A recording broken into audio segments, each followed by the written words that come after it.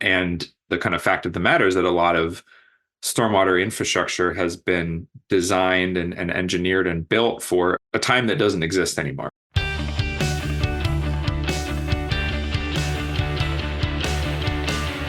I am Reese Disdall, and this is Future Water, which we talk about all the ways which companies, utilities, and people are addressing the challenges and opportunities in water.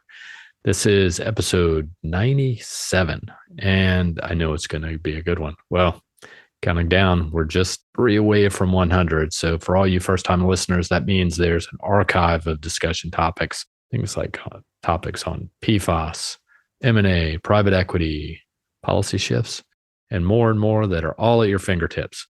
If you're only interested in the last episode, Amber Walsh and I, a colleague, we discussed water management trends across the industrial sector. So I thought that was pretty interesting, including topics such as semiconductors and what's happening there. But today, I'm going to be joined by my colleague, Senior Research Director, Eric Bendler.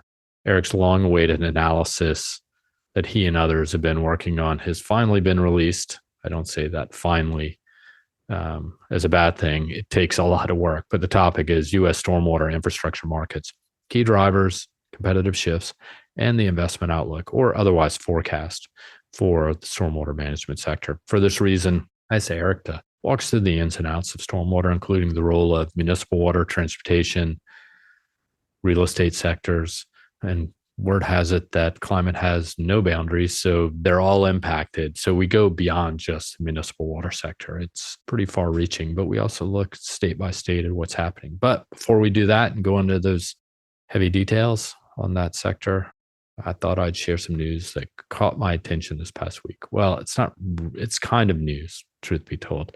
This past week, in collaboration with the National Association of Water Companies, also known as NAWC, Bluefield put together a webcast. The topic was From PFAS to Consolidation, Key Water Market Developments Impacting Utility Strategies in the U.S. Shout out to my colleagues, Charlie Seuss and John Berryman, for presenting, but also the Bluefield marketing and production teams for helping us keep it between the ditches. If you only knew what happened behind the scenes on these webcasts and these report presentations, it's pretty significant. So thanks to everyone for the time and effort in doing so. But the discussion that we had with NAWC members as well as Bluefield clients was, there are 3 big questions among others, but what are the emerging drivers and inhibitors for utility consolidation? How has the market share among leading IOUs shifted in recent years? And also, how will PFAS regulations and other key policies impact the sector? So why should we care? Well, one thing, as I said, jumped out at me in developing the 30-page slide deck. In 2021, the U.S. federal government capital congressional water infrastructure appropriations were $3.2 billion, right? So we've looked at this, going back as far as, several decades, looking at congressional appropriations historically and what it means since the early 70s. And this is all according to the General Accounting Office and congressional budget offices. So $3.2 billion, how does that feel? Good, bad, ugly, right on time? It's all for one thing we can't live without, and that would be water, wastewater management. So to put it in perspective, what I thought was interesting was comparing it to federal appropriations for other sectors. So as I said, for water in 2021 is $3.2 billion. During that same period, 2021, $756 billion were appropriated for the defense sector. That's 214 times water and wastewater.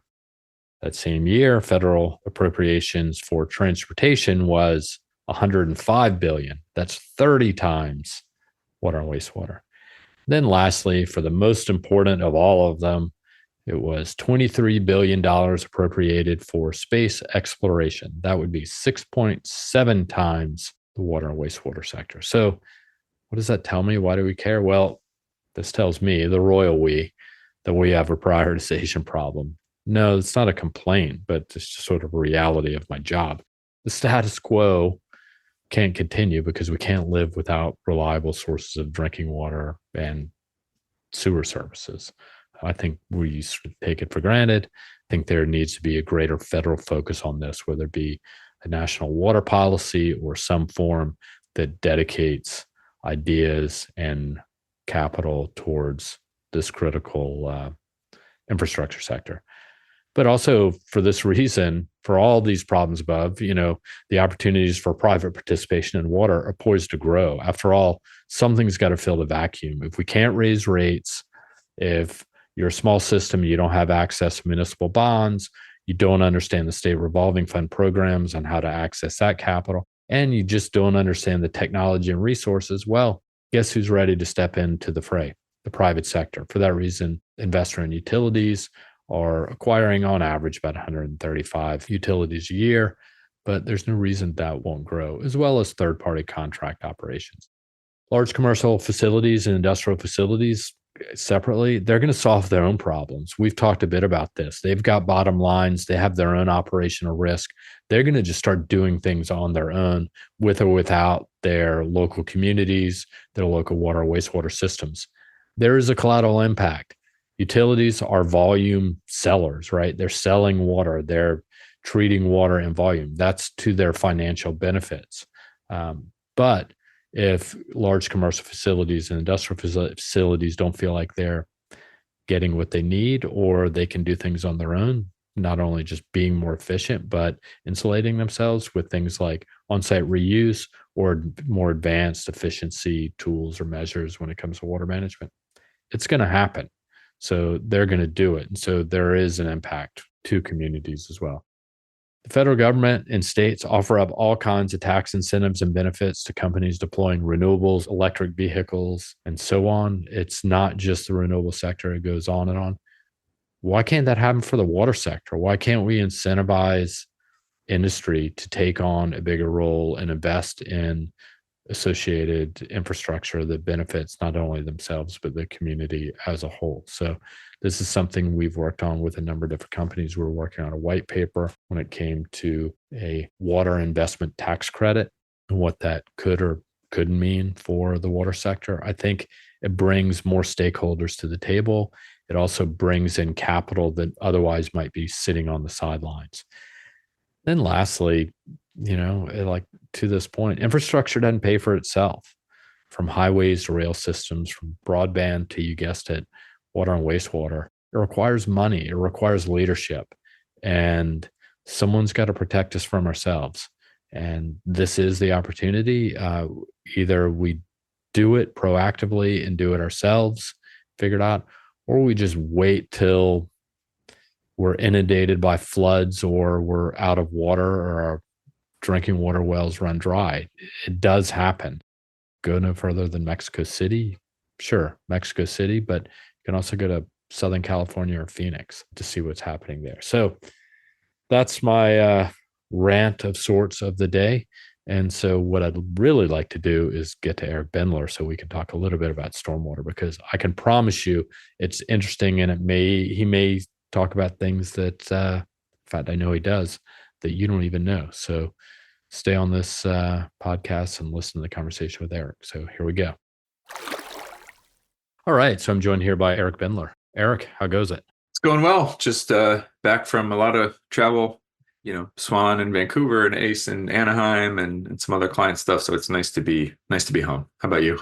It is pretty good. I think I haven't been traveling as much recently as you, but summer is here in the Boston area. The Boston Celtics are the world champions. So the parade will be tomorrow. So I don't know what that means for getting to the office for people, but Are you going to the parade? My kids really want to go. It's their first championship, so they're pretty excited about it. And they're going to camp for 7 weeks on Sunday. So I think they're not dying to hang out with me, but I think I'm a little bit dying to hang out with them. So why not? So I'll have, and it's also right next to my house, truth be told. So it's pretty convenient. But with that being said, those are the details of our lives. But for everybody else, stormwater is a topic of interest and concern, increasingly, it seems. With flooding happening increasingly from here to there and everywhere. You've just put out a report with colleagues. We sort of put this together and sized the market, forecasted the market, talked about key players in stormwater management. And there's a lot happening. It's really interesting, but it's also pretty complex because it goes beyond just municipal utilities themselves, water or wastewater.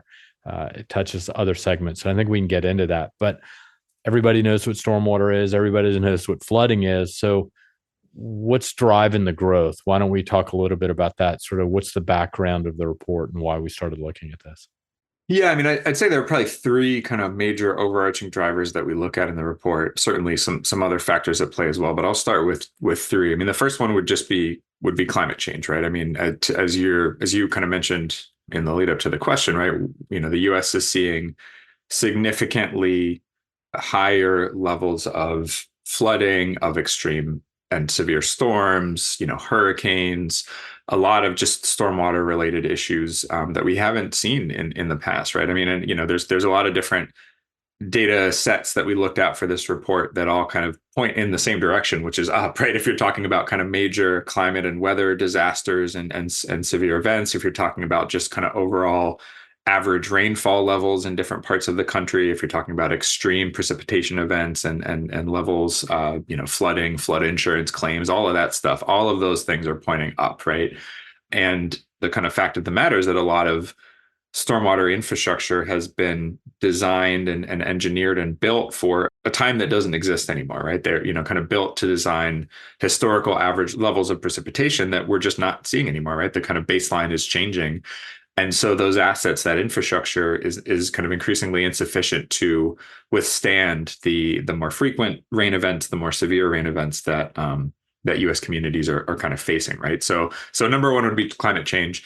There's also certainly that's kind of like the too much water problem, but there's also a quality issue, right? The kind of the pollution issue. Stormwater is a major contributor to surface water pollution around the country, right? So something like a third of all of the nation's water bodies are classified as impaired in some way, right? Which is a pretty astounding statistic. The sources, the kind of causes differ around the country, but stormwater is one of the leading factors in many parts of the country, whether that be runoff from kind of municipal and city infrastructure and roadways and all of that. Typically, in kind of more densely populated areas along the eastern seaboard, urban kind of municipal stormwater is a big factor. If you're looking more out in the Midwest or the West, it's more kind of agricultural stormwater runoff. But again, it's all kind of stormwater related. It's kind of flushing nutrients and pollutants and contaminants into water bodies. And of course, there's a regulatory component there. The Clean Water Act does regulate stormwater from a number of different sources, although there's still a lot of kind of latitude for states to shape the policy there. And so we see stricter kind of policy moves and regulatory moves in places that have had big problems with pollution, right? The Chesapeake Bay or the Great Lakes or the Puget Sound, for example. So that's number two, is kind of the pollution, water quality side of things, and the accompanying and associated kind of policy and regulatory drivers. And then the third piece of it is construction, right? I mean, the construction piece is kind of interesting because both flooding and stormwater pollution, they're both exacerbated by impervious surfaces, right? Concrete and asphalt, roads, parking lots, buildings. Probably the most interesting, maybe mind-blowing stat from the report, or that, in my perspective that I found in doing the research for this report, is that something like 0.5% of the entire US land area is covered just by parking lots, right? That's like an area larger than the state of Maryland is parking lots. And that's, especially again in kind of more dense, more urbanized states like along the East Coast and into the Midwest. But we're seeing just a lot of construction right now, as we've talked about on this pod and a lot of our research. There's a lot of infrastructure investment happening. There's a lot of industrial and commercial kind of build out happening. There's a lot of residential build out happening. A lot of that is kind of coalescing around the Sun Belt, the kind of West and the South. And all of that is changing the stormwater conversation too, because on the one hand, all of that concrete and asphalt is exacerbating the problem, but it's creating a lot of new opportunities for stormwater management as builders and municipalities, commercial facilities are required to invest in stormwater management as they're putting all of this new infrastructure, all these new buildings in place. Yeah, I mean, there's a ton to unpack there. Like you said, I think a couple things that caught my eye or my ears in this case. You've talked about sort of the climate, larger storm, the billion-dollar events. We cover that, sort of the number of them, I think, but the number is even much larger when you even go below the billion-dollar events, right? One of the data sets that we present to clients is we use NOAA data looking at all storm events, climatic events, water, not water related. And just when I was, as you were talking, I was clicking on the just stormwater or and flooding events. So what we basically recorded, or NOAA has, I don't want to take credit for it, since 2000, there have been more than 62,000 stormwater or flood events in the US alone, at an average property damage or agricultural damage combined price of $2.5 million each. So we're talking real money. I think that's pretty incredible. And then I think the other thing that's interesting is when you start talking about, stormwater runoff and stormwater pollution, so dispersed, can't put a finger on it. It's hard to do. But what we're starting to see, obviously, it's summertime, and I've already noticed it in just reading the Boston Globe, algae blooms, right? There's runoff. You get the warmer temperatures, climates. As we've seen over time, we've put out research in the past on algae blooms. They seem to be moving further north every year or every decade. So where it used to just be a Sun Belt or a Florida problem, now we're seeing it in the Midwest, upper Midwest, even in the Northeast. And so when it really starts impacting communities and their ability to go swim in their lakes nearby or the beaches, then hopefully that will drive some action as opposed to being like, it's not that big of a deal. But let's talk about sort of the management, or really the funding of stormwater management, right? So why has it been historically underfunded compared to, let's say, drinking water and wastewater? I think at Bluefield, we sort of put it in three buckets: you get drinking water, wastewater, and then over here is sort of the redheaded stepchild, stormwater. So, and I've said this to Dave McGimsey last week, I'm a stepchild too. So I could be in that spot as well. So back to my question though, why has it been underfunded historically? Yeah. So, I mean, just to put it in perspective, in terms of, what we mean when we say underfunded. So, one of the kind of avenues of research we did here was just looking through some of the major kind of state and federal and local funding sources that the data sets that we kind of collect at Bluefield. And so that's, stuff like the state revolving fund program at the federal level, and the state level, Infrastructure Investment and Jobs Act funding, WIFIA funding, but also even just the utility CIP data that we track. And there was kind of a pretty interesting pattern across the board. All of those funding sources, stormwater only typically got about 7.5% on average of the total funding pie, whatever that was, right? And so water, wastewater, drinking water, wastewater, the averages or the shares kind of varied across those different funding sources, but stormwater sat at basically between like 6 and 9% for all of those major funding buckets. And, so yeah, to your point, certainly not getting nearly as much attention, as much financial resources as these other sectors are. And, we talk all the time about the water sector as a whole is significantly underfunded, right? So stormwater getting even a very small piece of that pie relative to all of those challenges and those pain points that we just talked about a minute ago. One of the things that makes it really complicated is that, as fragmented as the municipal water, wastewater utility sector already is, we're talking 50,000 drinking water utilities, 20 something thousand wastewater, systems and facilities. Stormwater is even worse. And that's why this research has been, it's something we've been talking about for a while, but it's taken us some time to figure out a methodology to kind of get our arms around it, because you're certainly talking about municipalities, but you're talking about maybe the wastewater utility, but you're also talking about the kind of municipal public works department or the streets and transportation department. Maybe the parks department even has a role to play. But then there's also kind of the transportation element of it. When you get outside of cities and municipalities, kind of state or county DOTs that manage, significant stretches of roadway that, again, we're talking impervious surfaces, we're talking about flooding. There needs to be investment in stormwater management. And so those organizations have a role to play. You get these kind of larger, maybe regional flood control districts.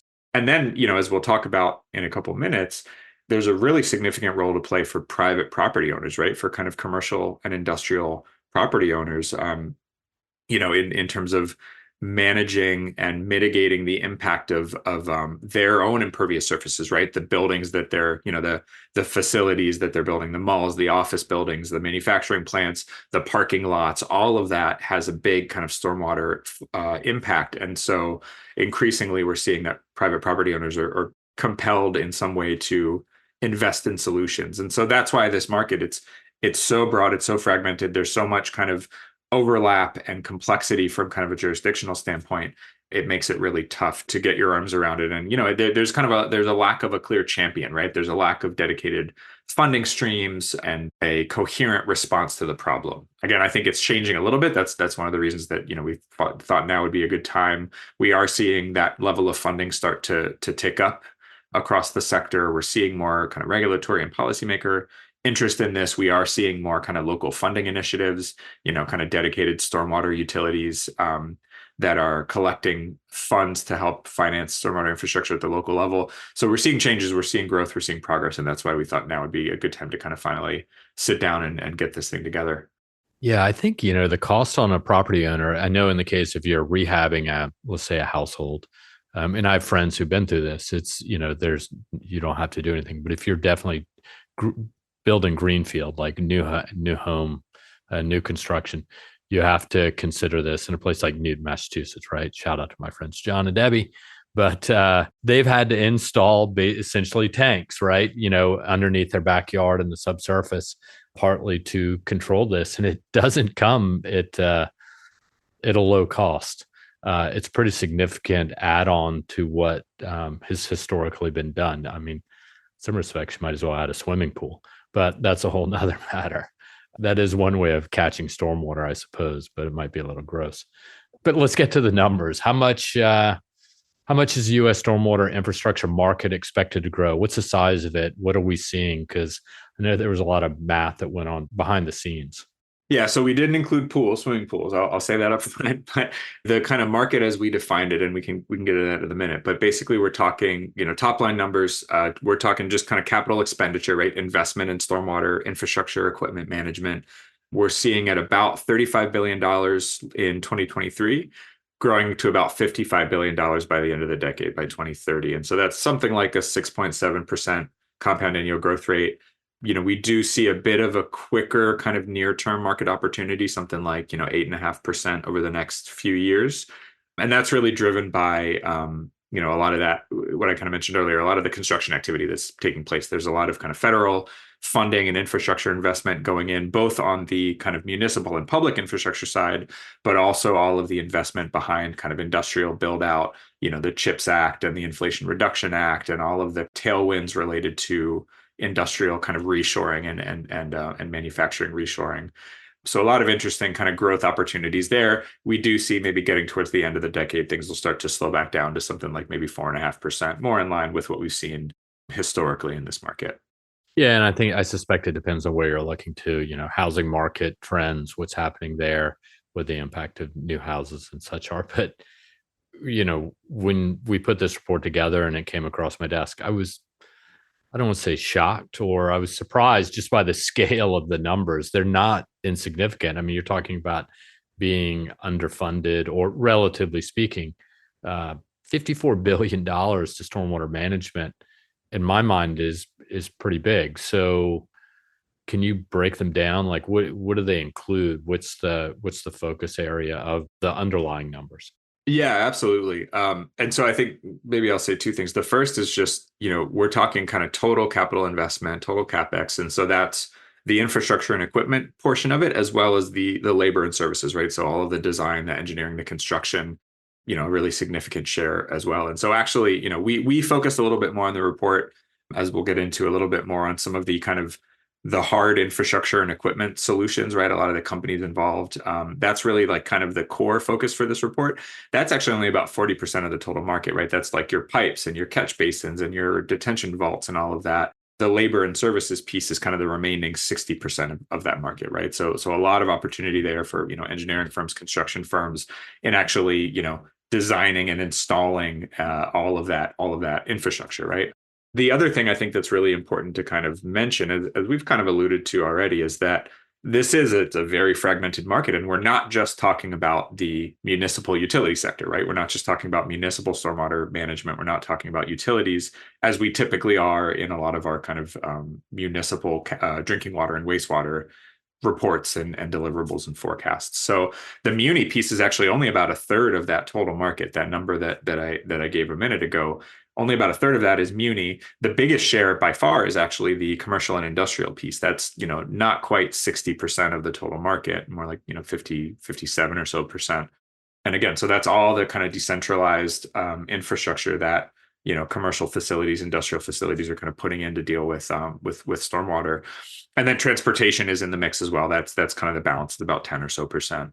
So overall, it's a pretty big number, but it's important to note that it's not like an apples to apples comparison with what clients would see for our, drinking water, wastewater forecasts, which are more focused just on kind of the utility scale, water, wastewater infrastructure.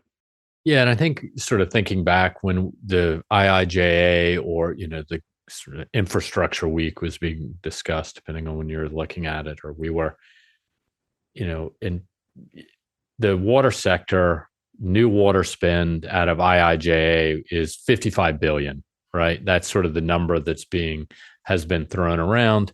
But I think when we started looking at it, where's 55 billion for water, but transportation was getting 105 or 110 billion out of the IIJ. And the water sector, there's a lot of complaining and moaning about, why does the water sector get so much less? But I think, one piece of analysis we put out was actually, even though transportation is getting a lot more money, and whether it's fair or not fair is another argument to be made. I think the point is that there's water spend within that transportation, within those transportation dollars. For every road that's built, so many culverts have to be installed, or manholes, et cetera, et cetera. So I think that's really interesting. I think that's part of what you're getting to in this analysis. So sort of digging down a little, taking a sort of a little bit of a turn here, are there any trends you're seeing at the state or regional level that sort of shows some differentiation in the market overall? Yeah, the state level analysis was really interesting here. And so we kind of took basically a two-pronged approach to figuring this out. And I won't go too far into the weeds as far as the methodology. Certainly check out the report. We've got some details there and kind of how we put all this together. But from a starting point, we wanted to look at just the underlying asset base. We called it the built environment, right? So, if we're talking roadway for the transportation sector, we're talking the number of commercial and industrial facilities for the C&I sector, housing units for kind of the municipal or utility level sector. So just understanding where that, since again, a lot of the challenges related to stormwater management come from that kind of impervious surface build out. Where are the impervious surfaces, right? And in what measure by state? And so that piece of it, is kind of what you would expect, right? The biggest states, California, Texas, Florida, have the most assets, right? So not a big surprise there.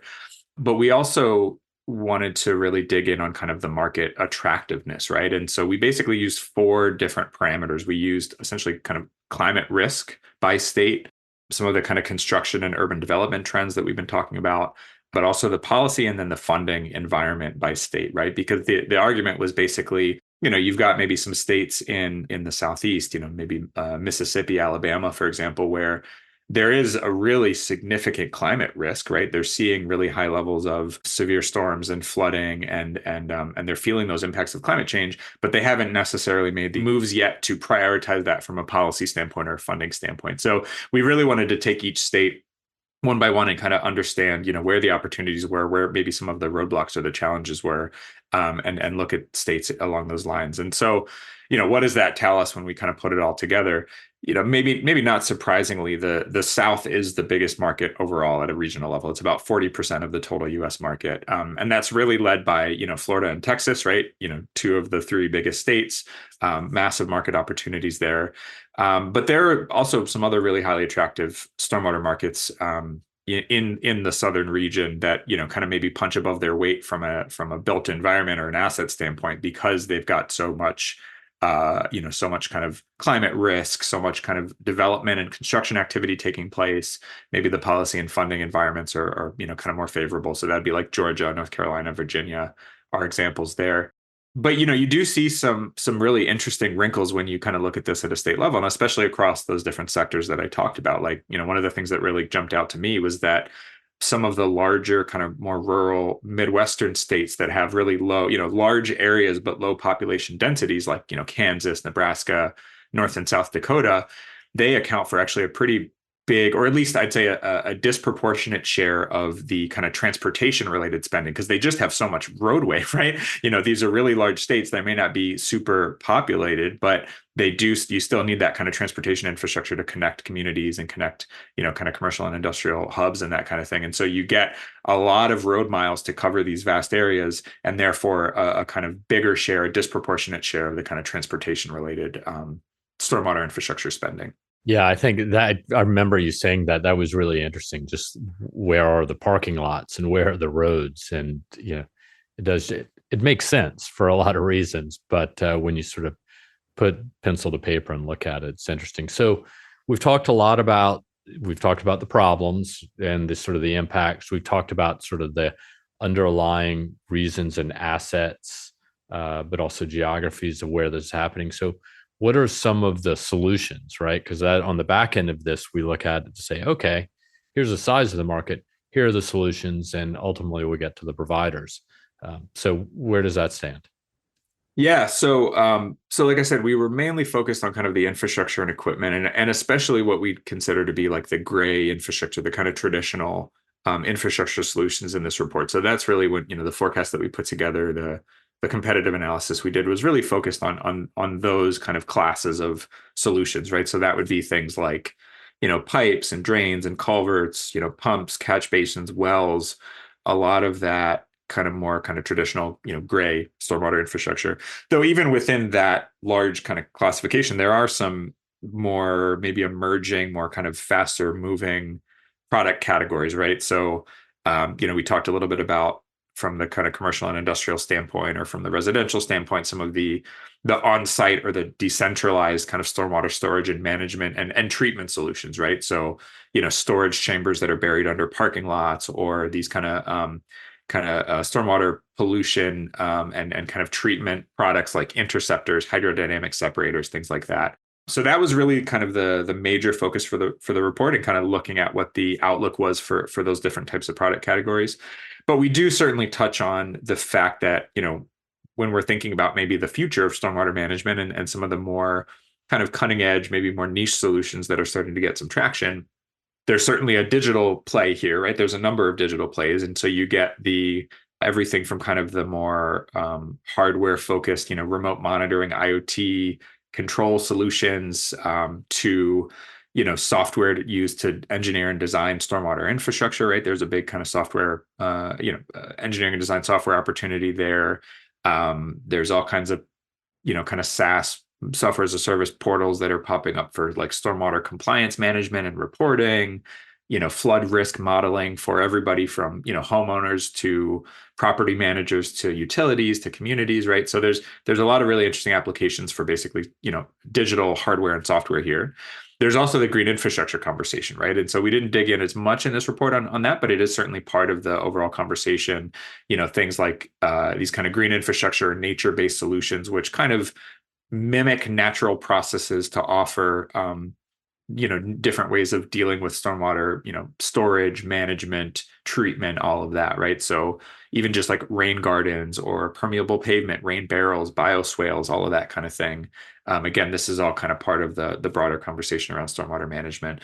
And then there's even some really interesting kind of finance strategies as well, right? We've seen some interesting examples of cities, kind of DC and Atlanta and cities like that, trying out these environmental impact bonds, right, which are basically kind of a unique financing mechanism to help finance green infrastructure. You also see states popping up with kind of stormwater quality or nutrient trading systems, right, where or I should say credit trading systems, nutrient credits or water quality credit trading systems, where a specialist kind of stormwater management provider can kind of build stormwater management systems and then sell those credits back to a property developer that's trying to build a new, office complex or airport or wherever the case may be, right? So some really interesting kind of newer niche solutions that again are kind of part of the overall ambit of the report, but not as big of a focus. Yeah, and I think some of these are also like performance based, right? So they're setting in place like different performance metrics, and that impacts sort of the rate of return for the financial investors. Places like DC, I think Buffalo, even. So really interesting stuff in that regard. So maybe that's a good segue. So we're talking companies. Are there any companies to look out for? I know we've profiled a number of companies in the report, but you know, who are the players to watch? So who's moving the needle? Yeah, absolutely. So we did kind of full profiles and kind of detailed competitive analysis rankings for about 30 major companies in this report, right? And again, these are primarily the kind of infrastructure and equipment, manufacturers and suppliers, primarily the gray infrastructure players specifically, right? And so these are some of the biggest names here. Some of the most active would be like advanced drainage systems or ADS. Oldcastle, Northwest Pipe, IPEX, right? These are all players that are really active, especially on maybe the kind of pipe and drainage side of things, but also, especially in the case of ADS or Northwest Pipe, really, all of these players to an extent have kind of been moving more and more in the direction of some of the other types of stormwater management products I mentioned, like the storage products, the treatment products. So really, really interesting mix of players and a lot of really interesting kind of strategic directions here as well, right? So those four companies in particular, ADS, Oldcastle, Northwest Pipe, IPEX, they've all been pretty active on the M&A front, and part of that is just geographic expansion. Part of that is building out their kind of stormwater product portfolio and moving into kind of adjacent markets. ADS has leveraged M&A to get into kind of the wastewater septic tank market as an example, kind of adjacent to what we're seeing in terms of decentralized stormwater management, getting into digital solutions, getting into the agricultural market, a lot of interesting strategic pushes that we're seeing there. But we also look at some more kind of maybe more niche or more regional players, right? Players like Prinsco or Southeast Culvert that are serving kind of smaller sections of the country and building out their footprints there. So that's really the core focus. A lot of great competitive analysis in there to kind of see who those players are, what they're up to, how they stack up from a product standpoint, from an M&A perspective. We also, again, we are kind of keeping an eye on that broader range of maybe more emerging solutions, right? So I mentioned green infrastructure. There's a couple names that we look at there, True Grid, MKB Innovation, Invisible Structures that are all developing these kind of manufactured solutions for green infrastructure. A lot of green infrastructure is more on the engineering and design side. If you're talking about a rain garden, there's not really a product to buy, but like permeable pavements and that kind of thing where you do have these kind of manufactured products. There's some players specializing in that. And then on the digital front, I mean, again, it's, as I mentioned, it's a pretty broad range of opportunities there, whether it be on the hardware side, Opti comes to mind, but also ADS, not the stormwater ADS, but the flow metering ADS Environmental.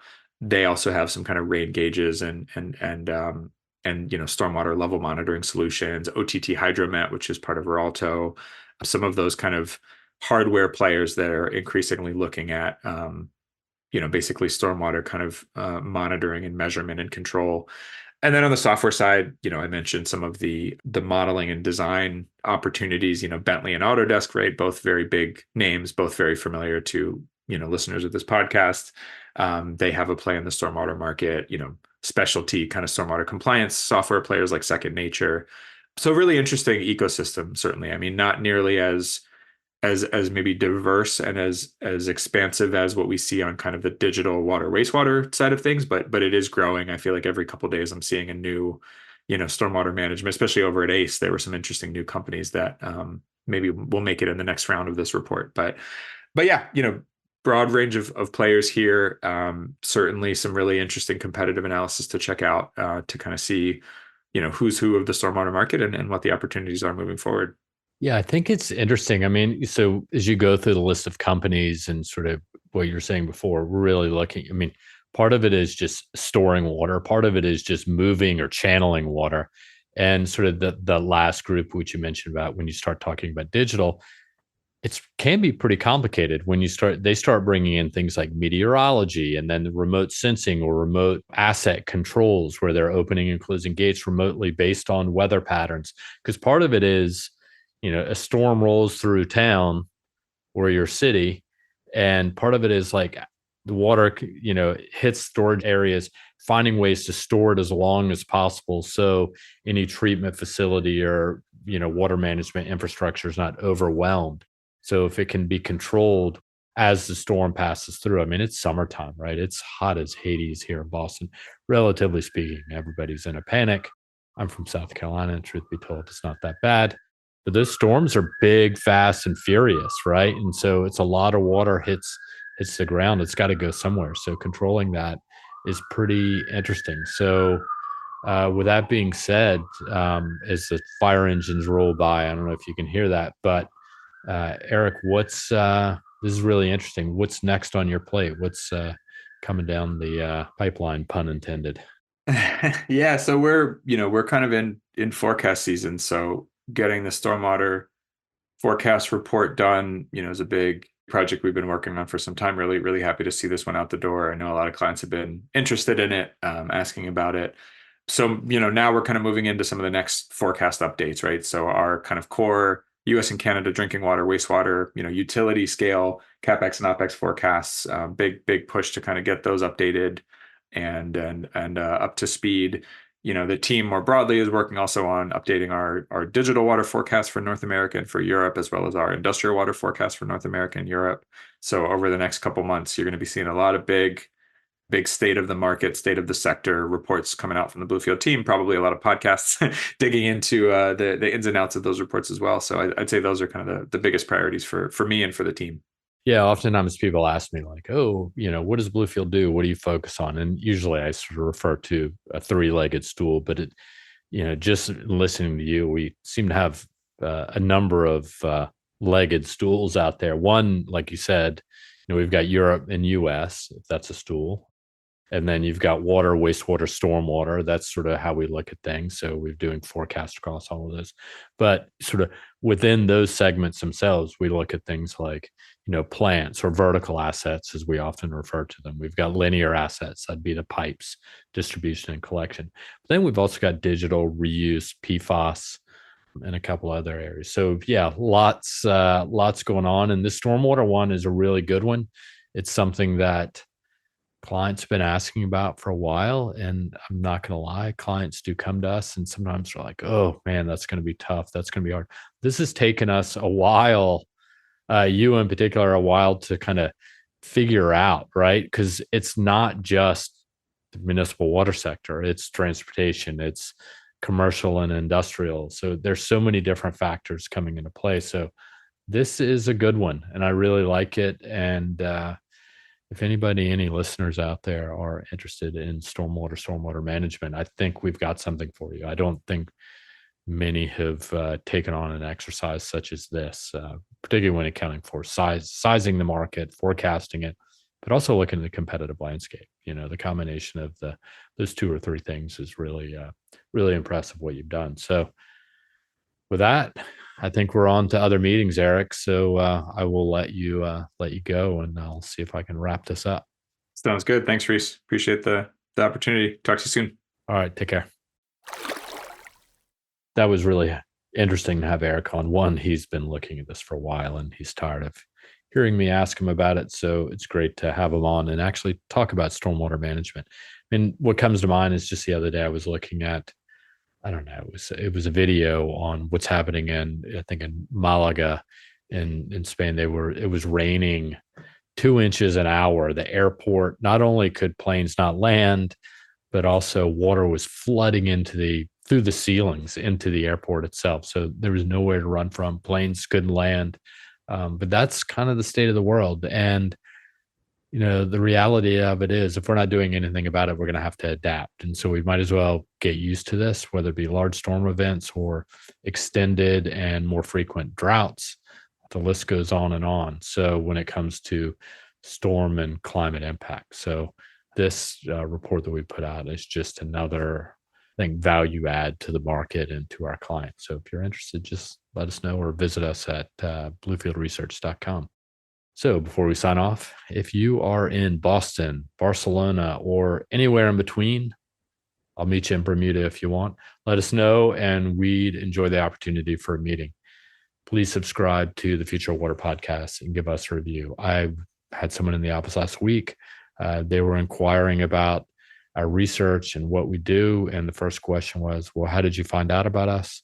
And they said, actually, we heard you on the Future Water Podcast. So if If you want to give us a review, that would be useful. Send us a note with any topics or ideas you'd like us to discuss. waterexperts@bluefieldresearch.com. Truth is, it does happen, and we do everything we can to respond. So let us know. We're doing this for you. Lastly, tell a friend about it. I'm always looking for podcasts. Maybe your friends are too. This podcast and these water industry insights have been brought to you by the one and only Bluefield Research. To learn more about us, visit us at bluefieldresearch.com. Till we talk again, be well, be safe, and take care.